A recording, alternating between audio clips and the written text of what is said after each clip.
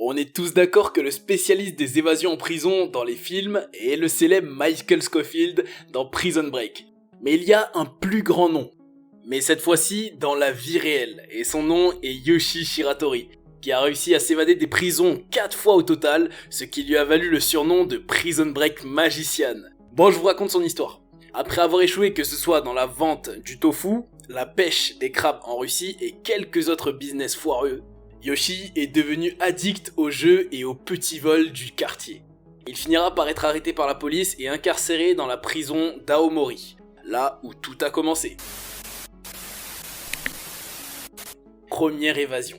Aomori, Japon, 1936. Le prisonnier Yoshi Shiratori en avait marre. Injustement emprisonné pour un meurtre, il était battu et torturé tous les soirs par des gardiens de prison, et maintenant pire, les procureurs demandaient la peine de mort. Pour lui, dans son esprit, le moment était venu de se casser de cette prison, mais la prison d'Aomori n'était pas la plus facile à échapper. Quoi qu'il en soit, Yoshi n'avait rien à perdre. Donc après avoir minutieusement étudié la routine des gardes pendant des mois, il a su qu'il y a toujours un intervalle de 15 minutes avant la prochaine et la précédente patrouille et a soigneusement planifié son évasion. Il passa à l'acte un petit matin vers 5h30. Donc ce matin, une fois que le couloir de surveillance était libre, il a commencé par crocheter les serrures de sa cellule avec un fil de métal qu'il a trouvé de la salle de bain, qui était à l'origine une poignée métallique qui était enroulée autour des seaux de bain que les détenus utilisaient pour se laver. Ses mains étaient raides du froid hivernal, mais après quelques minutes de galère, il réussit et la porte de sa cellule s'ouvrit. Mais il n'était pas encore sorti parce qu'il y avait d'autres portes verrouillées devant. Sachant qu'il ne lui restait que quelques minutes avant le retour des gardes, il n'a donc pas perdu de temps à tenter de se frayer un chemin à travers les portes de sécurité restantes. En tout, il a crocheté 8 portes. Heureusement pour lui, il a réussi à sortir de l'établissement, mais la mauvaise nouvelle était qu'il n'était qu'à mi-chemin de la liberté. Vous voyez, il était toujours bien dans le périmètre de recherche, ce qui signifie qu'à tout moment l'alarme pouvait se déclencher et il serait toujours pris. À 5h45, quand les gardes revenaient de leur tournée et regardèrent sa cellule, ils ont cru voir Shiratori endormi dans la cellule. Mais ce qu'ils voyaient réellement n'était que des planches de plancher desserrées qu'il avait placées sur son lit, recouvertes de sa couverture. Eh oui, avant de se casser, Shiratori a laissé des morceaux de plancher sous sa couverture pour faire croire qu'il dormait. Niveau ingéniosité, je crois qu'il rivalise avec Scofield. Ce n'est que plus tard que les gardes ont découvert son absence et à ce moment-là, Shiratori était loin. Serait-ce sa seule évasion ou le début de sa carrière du Houdini des prisons ? Bien que Yoshi Shiratori ait réussi à sortir de prison, sa liberté n'a pas duré longtemps. Il a été repris 3 jours plus tard dans un hôpital où il s'est fait prendre à voler des provisions. Shiratori a été renvoyé en prison maintenant, il a été condamné à la prison à vie pour ne jamais revoir sa charmante femme et fille. 6 ans plus tard, après avoir été condamné, précisément lorsque la Seconde Guerre mondiale a commencé, Shiratori a été transféré à la prison d'Akita, où les conditions étaient pires. Les prisonniers étaient soumis au travail manuel, dormaient sur des planches de béton, malgré le froid hivernal qui était sévère, et Shiratori était souvent enfermé à l'isolement pour une longue période. Les cellules d'isolement ont été spécialement conçues pour empêcher les prisonniers de s'échapper. Il avait un haut plafond avec des murs lisses, impossible à saisir et d'ailleurs les prisonniers étaient menottés même à l'intérieur de la cellule. En plus de ça, il n'y avait presque pas de lumière du soleil, même dans la journée, avec la seule lumière de la fenêtre venant d'un petit espace scellé au-dessus. Toutes les conditions étaient réunies pour qu'il ne puisse sûrement pas s'échapper. Shiratori sera durement traité par les gardiens de prison, mais il y avait une personne qui ne l'a jamais torturé et a constamment vérifié son bien-être. Le garde en chef, Kobayashi. C'est le seul policier qui n'a jamais posé un doigt sur lui, et semblait même le surveiller sympathiquement de temps en temps. Cela a peut-être rendu la vie un peu plus supportable pour Shiratori dans son mitard. Deuxième arrestation et deuxième évasion. La compassion de Kobayashi a suffi pour raviver l'étincelle de la liberté dans sa situation compliquée. Dans la soirée orageuse et bruineuse du 15 juin, l'un des gardes a essayé de contrôler sa cellule et a été étonné de trouver une cellule vide. Il n'y croyait pas. Elle ne contenait que les menottes de Shiratori. Comment s'est-il échappé ? L'une des capacités de Shiratori est l'escalade. Chaque nuit, il montait au sommet de son petit mitard et desserrait les boulons sur les écrous jusqu'à ce qu'ils soient complètement desserrés.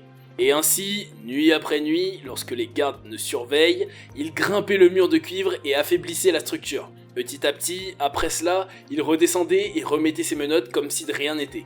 Après quelques mois, la fenêtre était détachable. Et à partir de là, il fallait attendre ou trouver le bon moment. Tout ce dont il avait besoin était une nuit orageuse pour empêcher les gardes d'entendre le bruit de ses pas sur le mur. Et voilà comme ça, il était à nouveau dehors. Il a grimpé le mur qui était censé être l'ingrimpable. Cette fois-ci, il ne sera pas attrapé du moins, de la façon que l'on pense. Après 3 mois de fuite et de cavale, Yoshi Shiratori s'est rendu chez Kobayashi, le chef garde qui était sympa avec lui. Il frappa à la porte de ce dernier, qui, sa grande surprise en ouvrant, c'était le fugitif Yoshi Shiratori, débrayé et parasé. Il croyait que ce dernier l'aiderait. Kobayashi a accueilli l'évadé chez lui et l'a nourri. Shiratori lui a expliqué qu'il s'était évadé de prison non pas parce que éludé ou qu'il voulait échapper à sa peine, mais la seule raison de ses fuites était qu'il souffrait le martyre des mains sadiques des gardiens de prison. Pour lui, vu que Kobayashi avait été gentil et respectable avec lui, il sentait qu'il pouvait lui partager son grand projet. Il voulait que Kobayashi l'aide à monter un dossier contre le système carcéral et en échange, il irait volontiers au ministère de la Justice. Shiratori se proposait volontiers de se présenter au ministère de la Justice pour pouvoir témoigner à quel point le système carcéral japonais est barbare et corrompu, et qu'il a donc besoin d'être informé. Il voulait amorcer un changement et ainsi qu'il puisse obtenir une libération légale, dans un processus juridique légal. C'était la seule chance de revoir sa famille. Faut avouer, c'est bien sûr un plan très ambitieux, et en était conscient, en tant que fugitif en cavale, il ne pouvait pas y arriver. C'est pourquoi il avait besoin de l'aide de Kobayashi, un chef respecté de la prison d'Atika, qui pourrait lui servir de garant pour appuyer sa crédibilité. Cependant, Kobayashi n'était pas d'accord avec sa proposition, et il a appelé les autorités lorsque Shiratori était aux toilettes. En tant que fugitif, il avait peu de marge de négociation. Après son arrestation, Shiratori s'est juré de ne plus jamais faire confiance à un autre policier ou à un représentant de la loi. D'un coup, le revoilà en prison, pour la seconde évasion. La cour de justice ajoute 3 années de prison supplémentaires à la perpétuité déjà présente. Shiratori a demandé d'être transféré à la prison de Tokyo, là où le climat est plus chaud puisque les températures extrêmes du nord lui rendaient la vie carcérale plus difficile. Son incarcération précédente l'a fortement affaibli, mais sa demande a été logiquement rejetée. En lieu de place, les juges ont décidé de l'envoyer à l'infâme prison d'Abashiri, dans l'Hokkaido, la prison la plus reculée au nord. Aucun homme n'a réussi à s'enfuir de cet enfer glacial. 3e évasion. Les autorités ne voulaient pas risquer une autre évasion, donc Shiratori a été envoyé dans la prison d'Abashiri, où les pires criminels ont été incarcérés. Nous sommes en 1943 et le froid était insurmontable. La température était sous le seuil de la congélation. Quand un prisonnier recevait sa nourriture, la soupe de miso ou la sauce soja se congelait généralement. À cette température, Shiratori, menotté, est jeté dans une cellule ouverte, en vêtements d'été. Il a immédiatement senti la douleur paralysante de l'air glacial. Désespéré, il essaya de forcer les gardes à le laisser sortir, mais ces derniers l'ont repoussé maintes fois et l'ont maîtrisé à coups de matraque. Tout enragé et défiant les officiers, Shiratori a juré devant les gardes qu'il s'échappera de la prison d'Abashiri comme les autres et qu'ils ne pourront ni faire. Dans son excès de rage et de colère, il a même précisé que les menottes sont inutiles car il trouve toujours un moyen de s'en délier.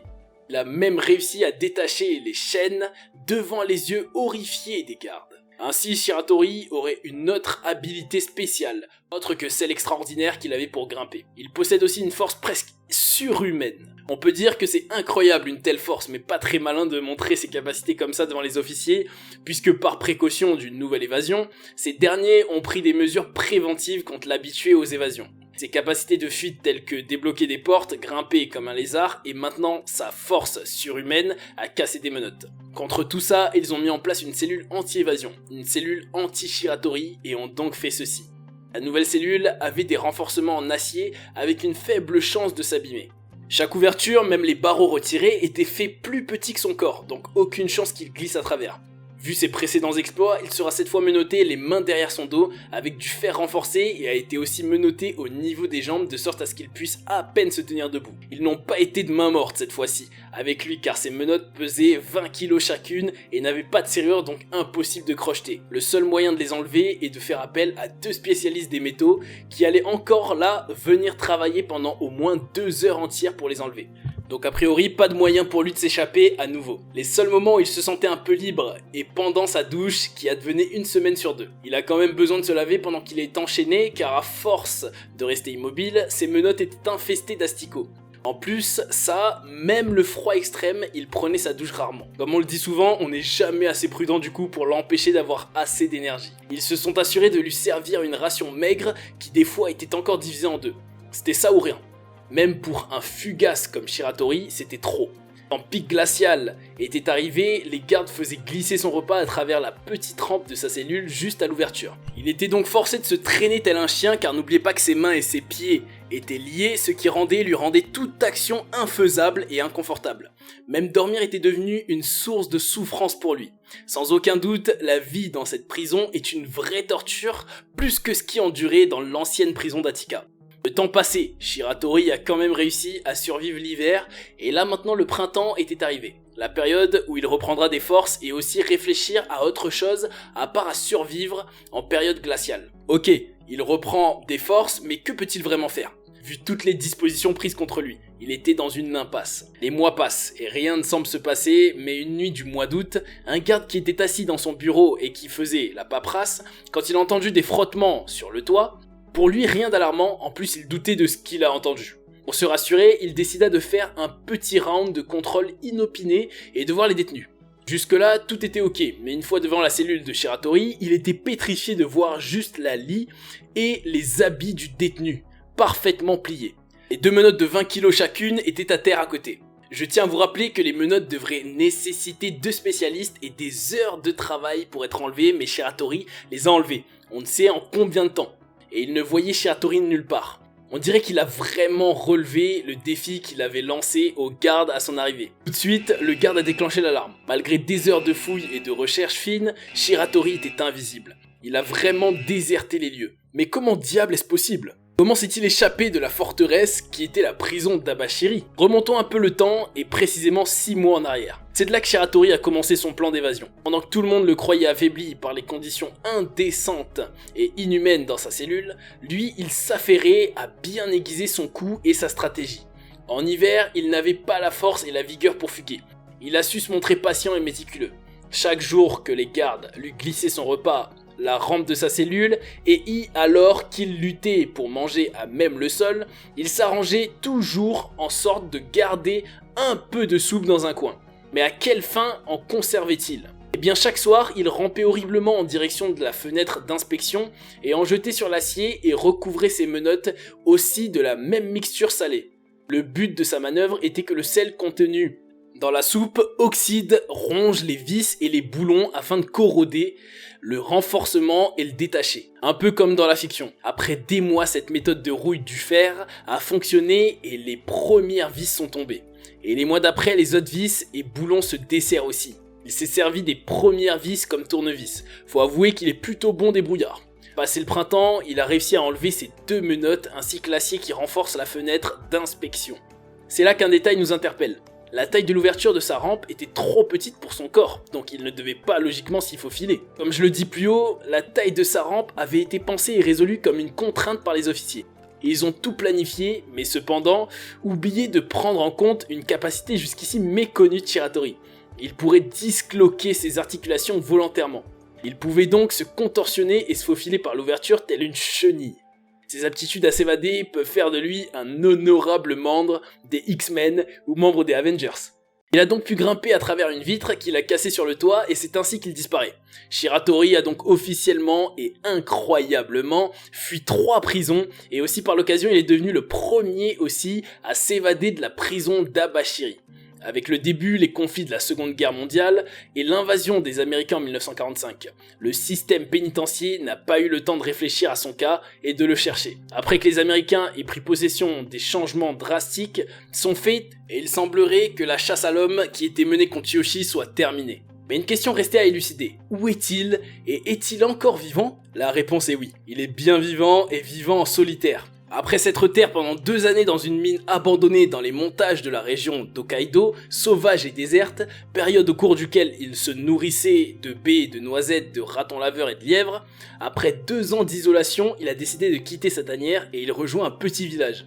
Une fois dehors, il était stupéfait par ce qu'il a vu. Les rues étaient pleines de panneaux écrits en anglais et plusieurs autres choses. C'est de là qu'il se demande mais que se passe-t-il ? Ne serait-il plus au Japon ?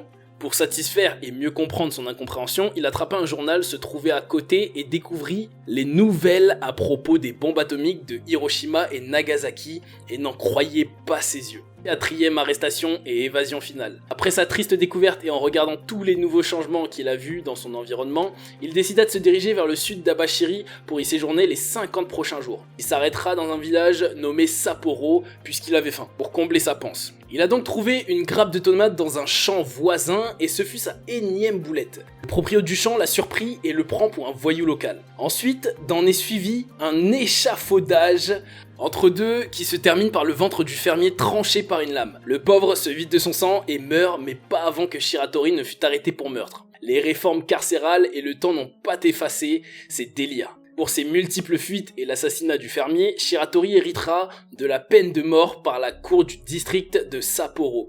En 1947, il a été envoyé à la prison de Sapporo en attendant son exécution. Pour être sûr qu'il ne s'échappe pas pendant son attente, il a été placé 24 heures sur 24 sous la surveillance de 6 gardes armés formés spécialement pour le surveiller.